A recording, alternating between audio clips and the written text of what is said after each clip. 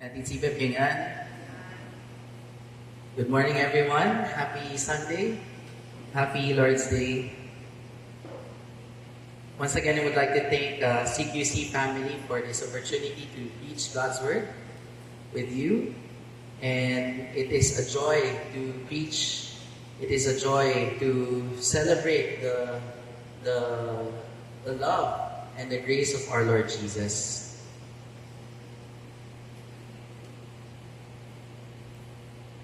Our passage today is found in Colossians chapter 1. If you have your Bibles with you, I encourage you to open with me. Colossians chapter 1, verse 10. But let me read to you verse 9 for context. In verse 9 it says, "And so from the day we heard, we have not ceased to pray for you, asking that you may be filled with the knowledge of His will, in all spiritual wisdom and understanding, so as to walk in a manner worthy of the Lord, fully pleasing to Him, bearing fruit in every good work, and increasing in the knowledge of God." May the Lord bless the reading of His Word. Today I'm so happy because as I preach God's Word with you, joining with me is my wife. Medyo hindi pa nga ako sanay, no? My wife, Jam, in front of me. And we got married last year, no? Almost a year na, no? Last year, April 14. So, yeah. And it's a joy to also walk together in the ministry of the Lord.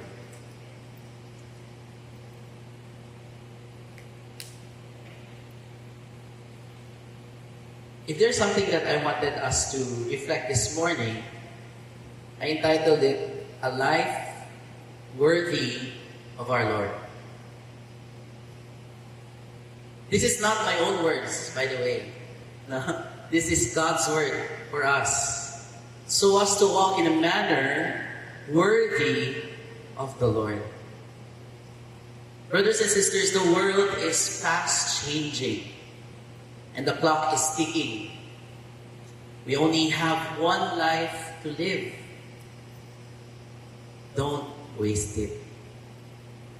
This is something that I always share to many of the high school students, grade 10 students, to senior high students, whenever there's an opportunity for me to preach, to share God's Word, to share lives together. As you know, I've been walking with students as a youth pastor, and I've been being invited from different schools to share God's Word.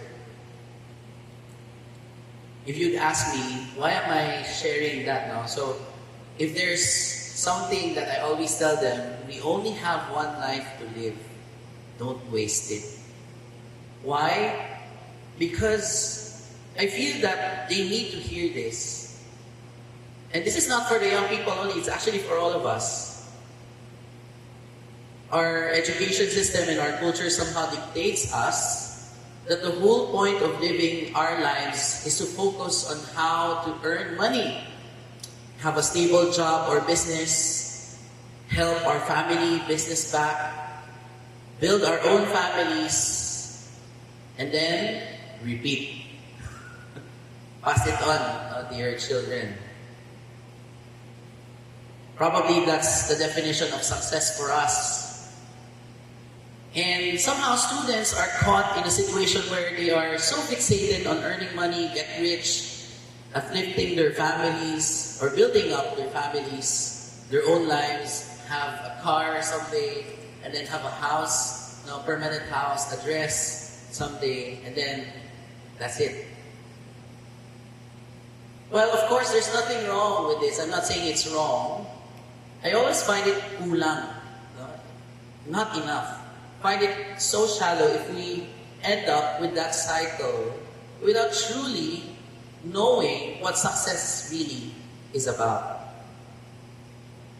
And I'm afraid slowly, this world would teach us or force us to believe to love money and to be fixated in earning money, to earn more and more each day, and then end up in the wrong side of history.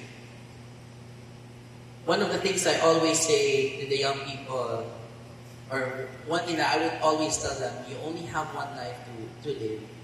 Don't waste it. We all know this because God's word says the love of money is the root of all evil.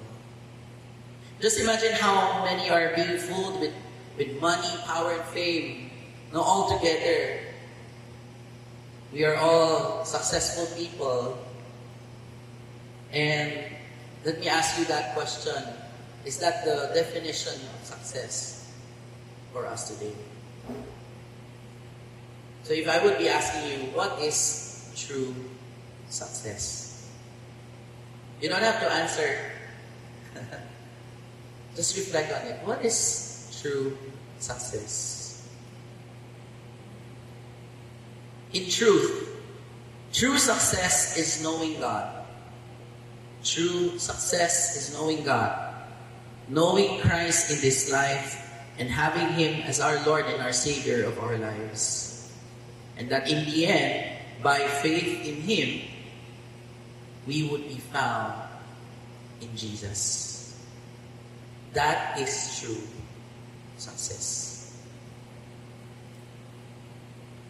Brothers and sisters, the gospel of Christ must change us, transform us, our whole being, our every aspect of our lives. So may I propose 3 things for us this morning to define what success is. Number 1, kingdom mindset. Can you say to your seatmate, kingdom mindset? Alright. Second is kingdom identity. Is that your seatmate? Kingdom identity. And then last one is kingdom way of life. Kingdom way of life. Before I go to the 3 points, let's just come to the Lord in prayer. Almighty God, to you all hearts are open, all desires known, and from you no secrets are hid. Cleanse the thoughts of our hearts by the inspiration of your Holy Spirit, that we may perfectly love you and worthily magnify your holy name. Through Christ our Lord. Amen. Kingdom mindset. That's the first point. A mindset that is Jesus is sovereign king over all. Jesus is the sovereign king over all. Friends, the world is in darkness. Satan is so desperate to divide and conquer. That is to kill, steal, and destroy every opportunity that he has for us to shy away from God and even hate God. The truth is, the world needs the Lord. You look around, you go outside, you won't agree with me. We need the Lord. Praise God, because He enabled us. He opened our eyes. He caused our eyes to see, our ears to hear, our whole being to surrender to Him, to His life-changing and life-saving light. It is true that we are once in darkness. It is true that for once in our lives, we were part of the world. We are associated with the world. Our allegiance is in the world. But now that as we encounter the cross of Christ, God has enabled us to see Him and believe in Him. We are people called out of darkness into His marvelous light. So, some brief context about Colossians. The Apostle Paul wrote to the church in Colossae. Colossae is a place near Greece, in that area. If I'm not mistaken, it's part of Greece before. I'm not sure if it's still now, but I think almost there. But the Apostle Paul wrote to them because he wanted to warn them against a doctrinal error of that church, or a false doctrine that has been circling around in that area. Most likely they are affected. And so the Apostle Paul urged them to keep growing in their faith in Jesus. Some scholars would say that Colossians is one of the most beautifully written, as the first half begins with a Christological presentation, reminding the people of God who Christ is. Suggestion ng mga scholars is that this is one of the most profound Christology in New Testament.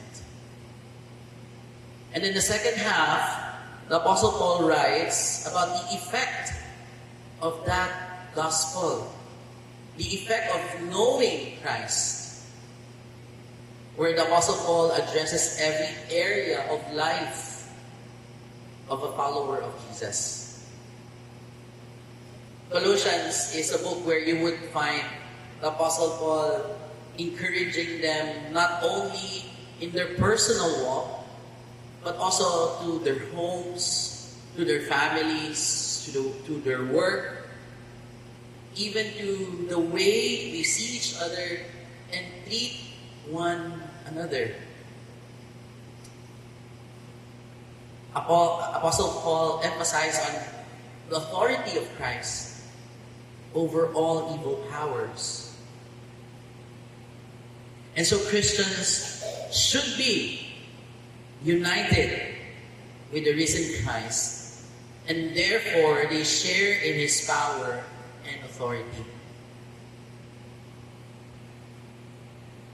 The book of Colossians also encourages these believers to fight against sin, to pursue God, to pursue holiness, and live as distinctively as possible as they strive together to live in a Christian household.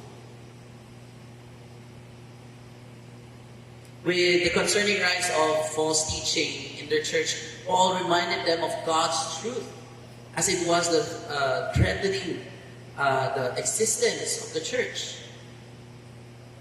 And in fact, it can lead others astray. Specifically, Paul addressed one that lessened the role of Christ, lessened the supremacy of Christ, and undermined the identity of a Christian.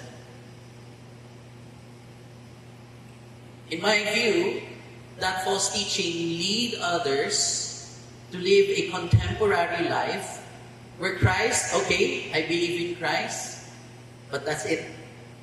I can go on with the normal things other people do. Probably the people were led to believe that it's okay not to be holy, that it's okay to be corrupt, that it's okay to sin, as long as you place your allegiance to Jesus. You see where I'm going?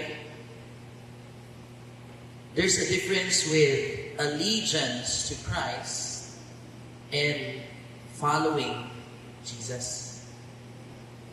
Right? There's nothing wrong with allegiance to Christ because it's important. But allegiance is just, okay, I believe in Christ, I worship Christ, but kulang. Right? But if you are a follower of Jesus, when you say, Jesus is the Lord and Savior of my life, that means He is the Master and King and God of your life. And that is a personal walk with Him.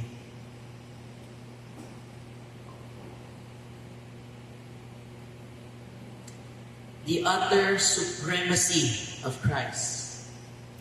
That's what I'm talking about. That's what the Apostle Paul has been teaching the Colossians to have.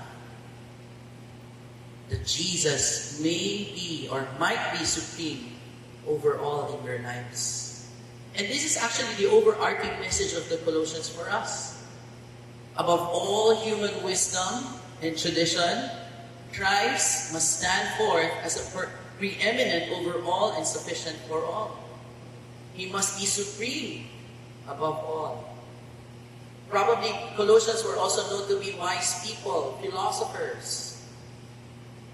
They probably were following Greek philosophers and tried to mix it up with Christianity, leading to false teaching, leading to believing on something that is not written on the Scripture. And so the Apostle Paul tried to correct them and pleaded with them to know Christ through His Word. Colossians 2 verse 3 says, "In Him, in Jesus, are hidden all the treasures of wisdom and knowledge." We live in a fast-changing world, brimming with enticing distractions that can hinder us to see Christ or tempt us to neglect Christ's utter sufficiency to save, to change, and even to satisfy us. We live in a world where the me, myself, and I culture is triumphant. The selfie culture, as others would say it. No? As so long as I can provide for myself, so long as I can have strength for every day, I will not look to God or I will not believe God. But I want to encourage you this morning. As the followers of Jesus, we have a new identity. This identity is redeemed by Christ at His cross. You are now identified with Jesus. That is your identity. We also live in a world where people are having identity crisis. I'm scared, no? If one day Christians will also have identity crisis. I'm not pertaining to gender, etc. It's part of it, but I'm talking about identity if I belong to the world or if I belong to Christ. Because some of us might be in the middle, trying to put one foot on the world and the other foot on Christ. Right? It's a reality in our lives today. Scripture would tell us that as Christians our minds are being renewed by Christ each day. So I would ask this question again. Is Jesus the Lord and the Savior of your life?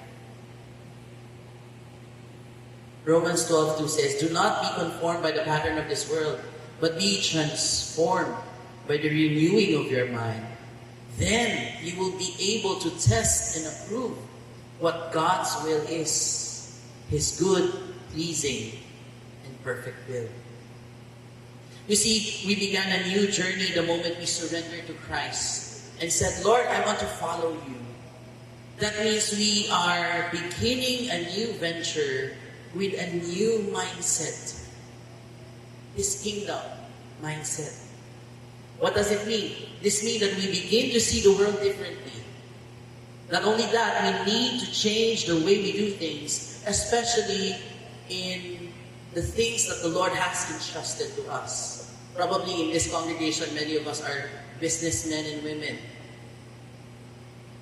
It's also part of it. Especially in the businesses that the Lord has entrusted to us. The mindset that we begin to change is that everything we own in the first place was never ours. It all belongs to the Lord. The Lord is the one who provided for us. Right? So when you begin to follow Jesus, something will change now, right? Nung una, kala natin, it's all me. Yes, probably because you have worked hard for it. But sa totoo lang, di ba, even if you work hard for something, if the Lord didn't provide for you, then it's not for you.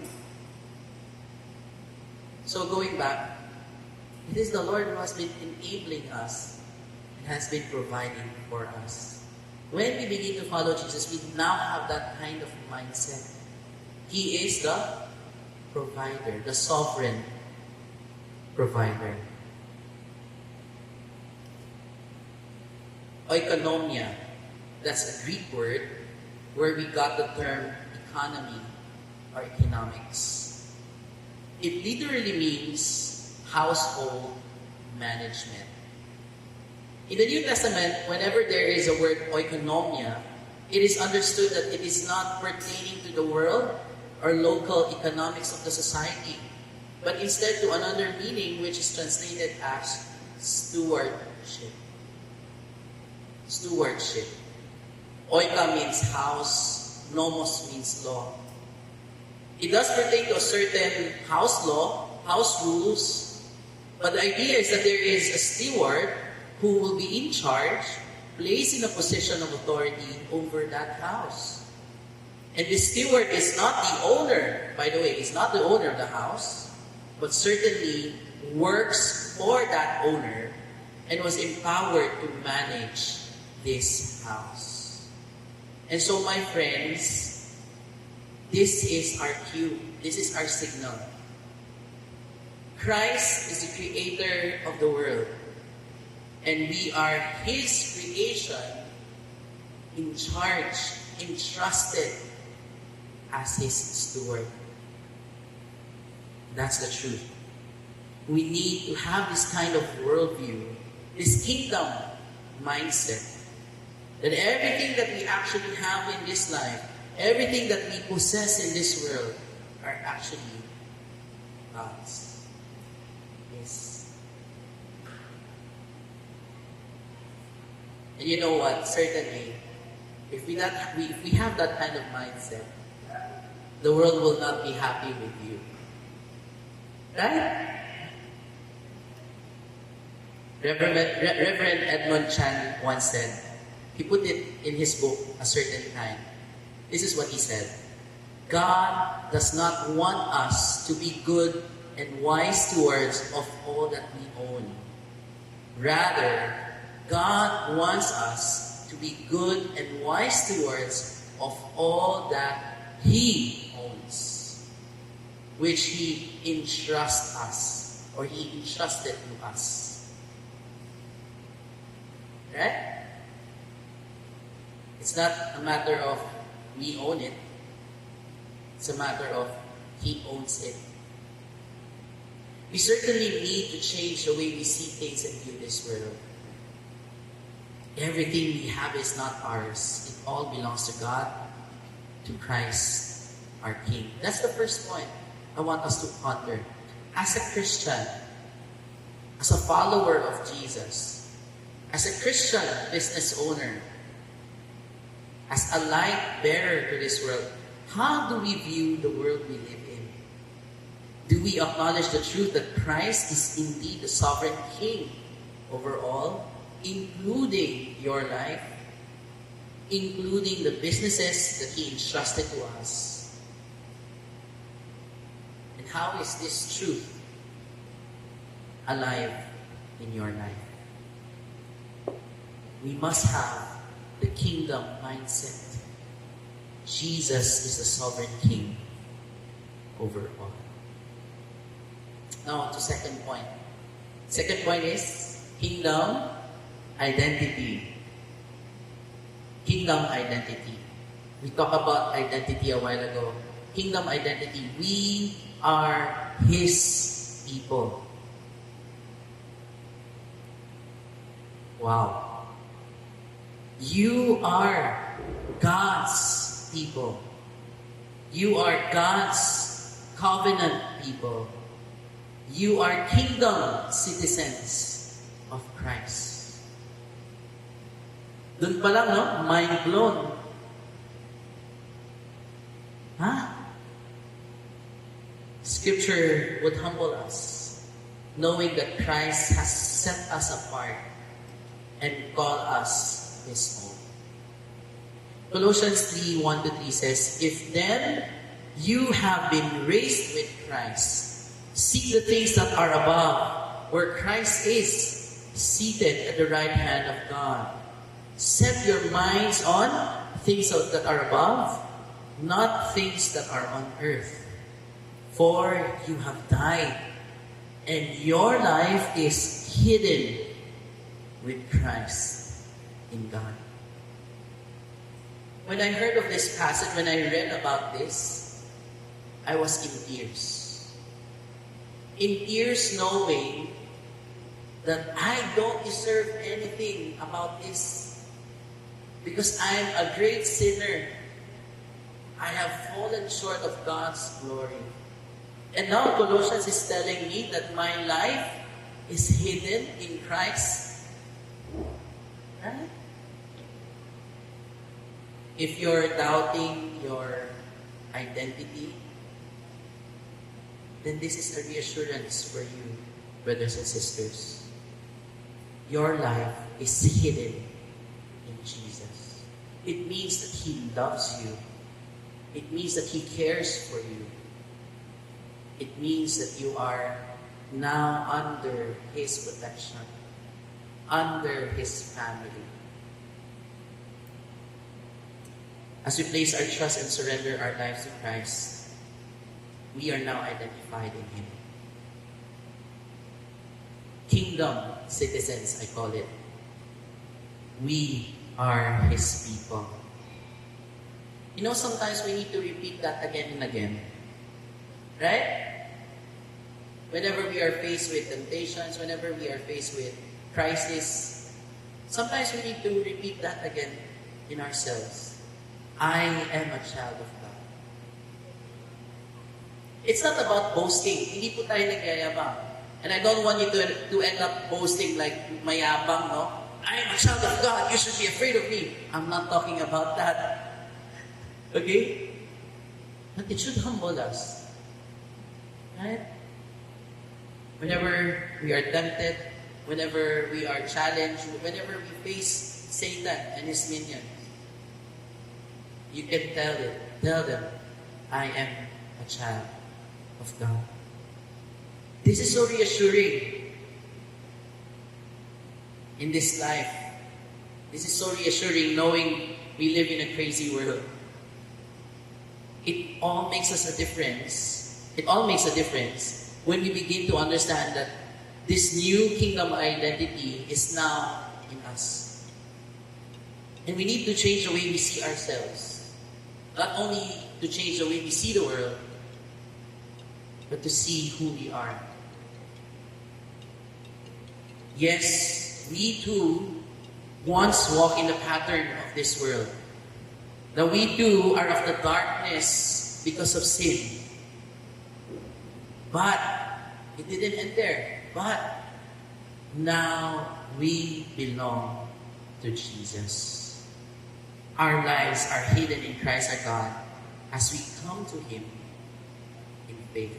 So I will repeat the first question that I had. Is Jesus the Lord and Savior of your life?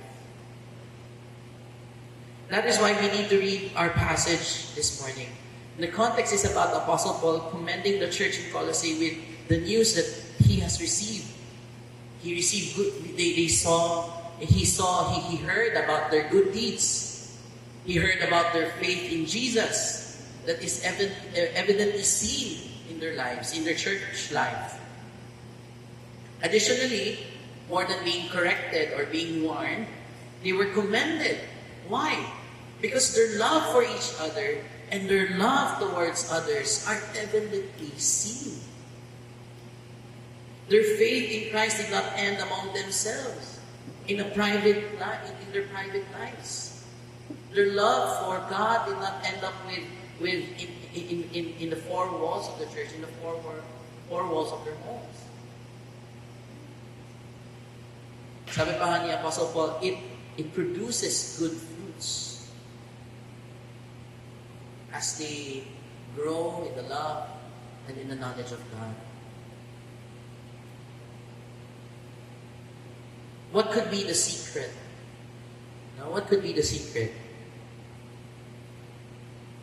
The simple answer is hope. Hope that they have in Jesus. It is because they knew their identity. It's because they knew that Jesus died for them. It is because they knew that as they placed their faith in Christ, they would be raised with Christ. They had that hope that one day Jesus will return. They had that hope that one day they would be found in Jesus. How is this true in your life today?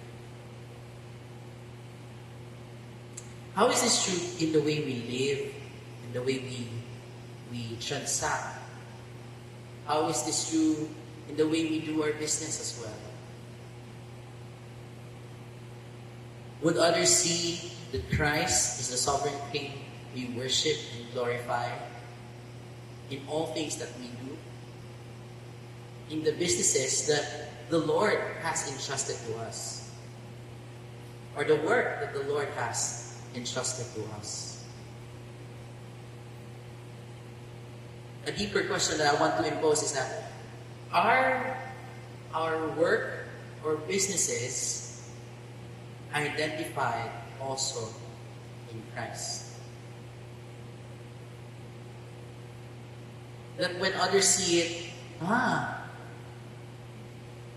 Christian kayo, no?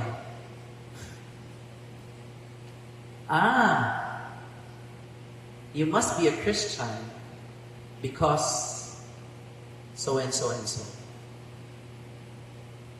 I learned this from our own business, with Doc Tim and Dr. Ed. We're always amazed when others would just come to our booth and would ask us, "Are you guys Christians?" Sometimes I want to be philosopher, no? Obvious ba? Why? Because we always post verses in our business. Not to boast about the business though.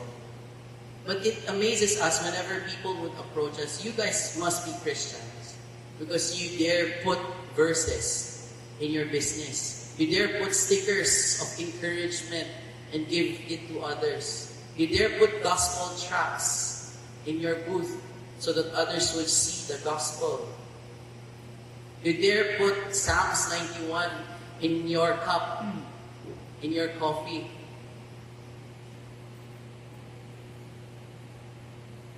Right? I hope and pray that this would be true in our lives today. That others would see Jesus living in our lives. That others would see Jesus in the things that He entrusted to us as well.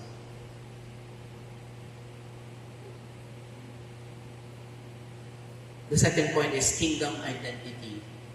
We are His people. And the last point is, I want to emphasize on this idea.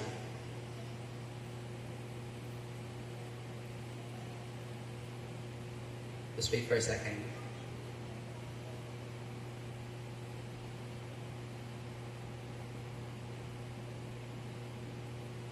The last point is the kingdom way of life.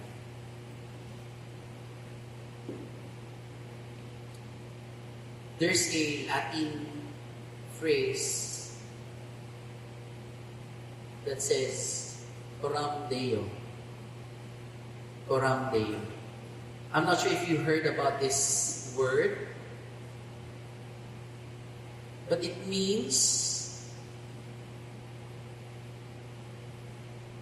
the idea is to live all of our lives in the presence of God, under the authority of God, and for the honor and glory of God. Let me repeat that. Coram Deo. Deo is God. Coram means in the presence. So the idea is to live all of our lives in the presence of God, under the authority of God, and for the honor and glory of God. It means that we We are not to compartmentalize our faith. That in every sector, if there are compartments, in every compartment of our lives, our faith must be seen. We do not segment our lives that we're just going to give some time to God, then majority of it for ourselves. It must be that we live under the presence of God, under the authority of God, and for the glory of God. This is the real Christian way of life, the kingdom way of life. And now that we receive the gift of salvation, now that we are identified in Him, everything must change. We need to change. We need this new way, this kingdom way. That in essence, we live in the presence and before the face of God. Just imagine, we are now to live this life acknowledging that as if we are now literally before the presence of God. If we acquire this kind of knowledge, of this mindset, this way of life, then certainly everything must change. Everything that does not belong to God, everything that does not please God, must be surrendered. It means that God's way must be our way. God's direction must be our direction. It now means that we are now to follow God in all things that we do. It now means that we are to inquire God's direction before we go somewhere. Right? It means knowing the calling of God in our lives, in submission to the will of God in our lives.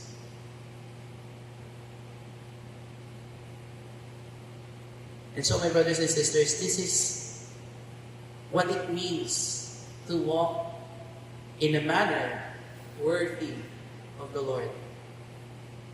We now gain an understanding that following Christ means walking with Him day by day in surrender, knowing Christ day by day in repentance, and living for Christ day by day in obedience. We now understand that living a life pleasing and worthy of God, of the Lord, is a life that bears good fruit in serving others. No wonder Psalms or Proverbs would say, the fear of the Lord is the beginning of wisdom. I graduated from Grace Christian College. And when you enter, see, Susan C is with me. When you enter the lobby, you enter with the big words, the fear of the Lord is the beginning of wisdom. Yun pala ibig sabihin nun. To live in surrender to God. Not in fear na trembling, I don't want to look at God because I'm afraid. Okay, it's good to revere God of who He is. But fearing Him means loving Him. If you love someone, you want to do your best not to offend them. You want to do your best to show them that you love them and care for them. And we know this as parents, as children who have parents or guardians, right? Something must change in the way we live our lives, in the way we do and lead our businesses, in the way we work, in the way we interact with others, in the way we lead our families. We begin to change and see that we ask by the Lord, and when we were asked by the Lord, that in everything we do, whether in word or in deed, we must do it all for His glory. That's in Colossians chapter 3:23. It is a life open and surrendered to Jesus, a life with a deep biblical conviction and principle, a life not only promotes a Christ-like love, grace, compassion, but also concerned with biblical and Christ-like justice, righteousness, and holiness. Before I end, I want to re-emphasize this. We are under attack. I mean, that's not new. Apostle Paul said to the Ephesians, we are not against flesh and blood, but against principalities, against the darkness and rulers of this world. In short, we're against Satan. Satan will always attack us. One thing I learned from our retreat yesterday, I came from Tagaytay, was that the enemy is not happy when he sees his people prospering. God's people prospering. The enemy is not happy whenever he sees people coming to repentance in Jesus. The enemy is not happy when God's people are not satisfied with just being a Christian, that's it. The enemy is not happy when the enemy sees us advancing his kingdom. Or advancing the gospel. Certainly, he doesn't want people to look at God, to see that there is hope in Jesus.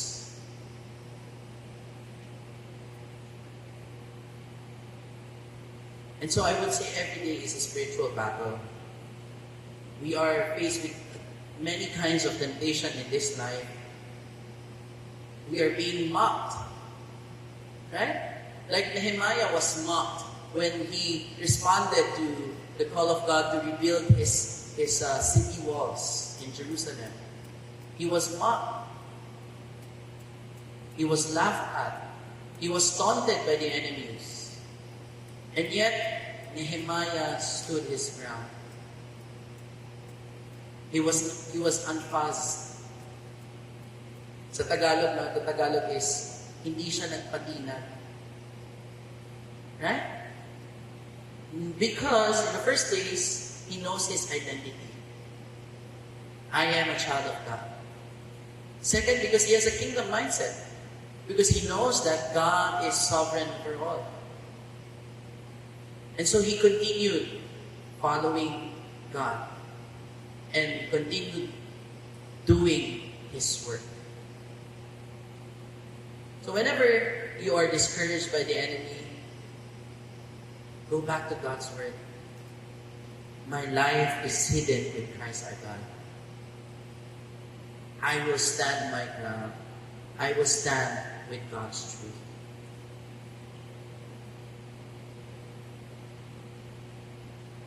We must be known to be the people of God's truth and grace. It must begin in us. We cannot end up nitpicking each other and lose focus. We cannot end up hating each other and being promoters of lies, promoters of division. Because others would see and even feel it immediately. Actually, in Filipino-Chinese, di ba? Mabilis ang balita. 1 hour, 5 minutes. Nasa ibang kanto na yung news. Right? And it's discouraging others when they see that God's people are scattered. It would discourage others to see that God's people are not united and not doing the work of Christ. Right? I hope and pray that in everything that we do it all for the glory of God. Friends, we need to change. Something must change in the way we live, in the way we do things. It must be done in a manner worthy of the Lord. We must be bearers of good fruits and let God's word be our treasure. Because if this is true in our lives, it's the same thing. Others will see it and feel it. Others would be radiated with the light of Christ in you. They would feel it. This person is distinct, very different, very unique. Right? How is this true in your life today? Are we willing to live a life worthy of the Lord? Are we willing to live our lives in the presence of God, under the authority of God, and for the honor and glory of God? That is our last point, the kingdom way of life. Live a life in the presence of God, under the authority of God, and for the honor and glory of God. May the Lord increase in us and we decrease. May the Lord continually be the treasure of our lives. May the Lord be known not only in our personal dealings, but also in the things that He entrusted to us, in our business, in our work, in our family, in our church. As we follow Jesus, may He lead us with a lifestyle of dependency in Him. May He lead us in such a way that His light would shine in you, the light of the world, and point them to His life-saving and life-changing light.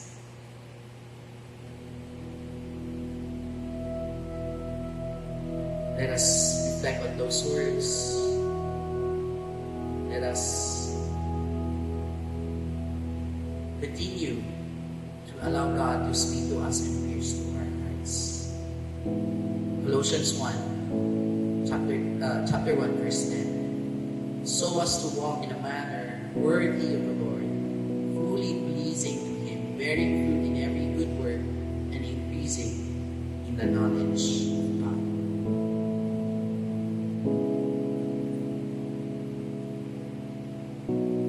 Heavenly Father, may You continue to hear our prayers. You know every secrets in our hearts. You know our desires, our deep cries to You. We lift up, Lord God, our family, our household, our church, our businesses to You. May these, Lord, these things that You have entrusted to us be renewed once again. May we bear good fruits as we follow You and live for You, under the presence of God, under the authority of God, and for the glory of God. May this be true in our lives today. Thank You, Lord. We ask, Lord God, that You would continue to direct our paths. May Your word be our treasure above all else. We bless You, Lord. We thank You. We praise You. In Jesus' name. Amen. Tisi nalay sakap niya susyong techok ko. Wanyang wasuot hodin. Wansu yaso ito ko hui. Tipe syokte zuai. Sim yen po wi. Kam tong kam din chin lang sakap ile. Ikaw zu yaso din pai ko lang. May the grace of our Lord Jesus Christ, the love of our Heavenly Father, and the fellowship of the Holy Spirit be with us and remain with us as we wait for the second return of Jesus. We love You, Lord. In the name of the Father, the Son, and the Holy Spirit, we pray. Amen.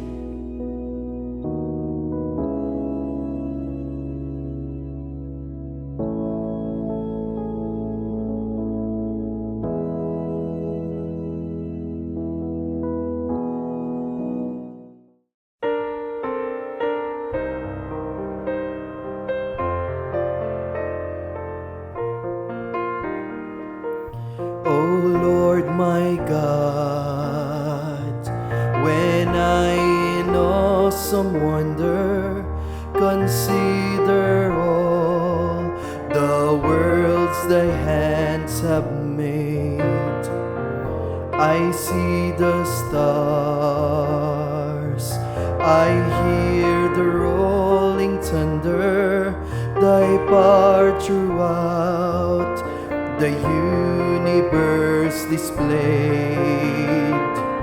Then sings my soul, my Savior God, to thee. How great thou art, how great thou art. Then sings my soul, my Savior God, to thee. How great thou art, how great thou art. When through the woods and forest glades I wander and hear the birds sing sweetly in the trees, when I look down from lofty mountain grandeur and hear the brook and feel the gentle breeze, then sings my soul, my Savior God, to thee. How great thou art, how great thou art. Then sings my soul, my Savior God, to thee. How great thou art, how great thou art. When Christ shall come with shout of acclamation and take me home, what joy shall fill my heart. Then I shall bow in humble adoration and there proclaim, my God, how great thou art. Then sings my soul, my Savior God, to thee. How great thou art, how great thou art. Then sings my soul, my Savior God, to thee. How great thou art, how great thou